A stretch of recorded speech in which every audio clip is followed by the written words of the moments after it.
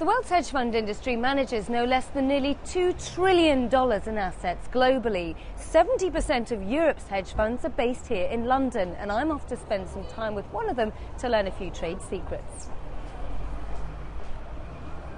Lex van Dam has spent 2 decades trading the markets. He's now a partner at Hampstead Capital, a $700 million hedge fund and family office.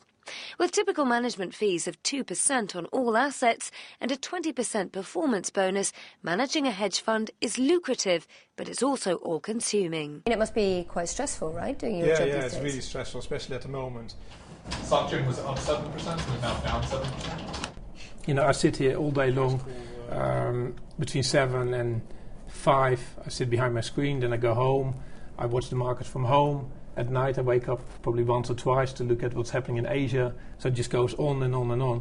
And this year has been totally crazy. Hedge funds use sophisticated investment techniques that enable them to make money when the markets are rising and falling. Like short selling, the borrowing and selling of a stock with the hope of buying it back later at a cheaper price. What are your memories about the credit crunch? Was it a particularly difficult time? And the credit crunch, it was extremely difficult.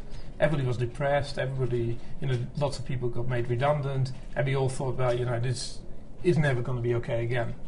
So then, a year, 2 years later, people tell you that everything is fantastic again.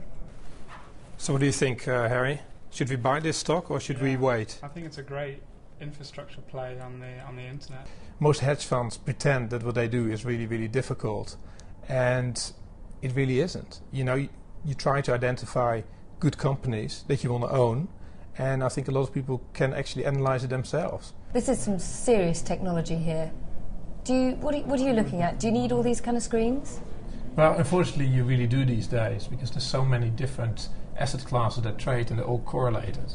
Everybody looks at everything, everybody is paranoid, everything is correlated, there's computers in there that just trade and trade and trade. So for every human trade that happens, there's probably 10 trades that are being done by computers. You've got a chart of gold here, right? Mm-hmm. It's at 1700 plus. Is that not expensive for gold? There's not enough of it. They can't print more of it. It has no utility.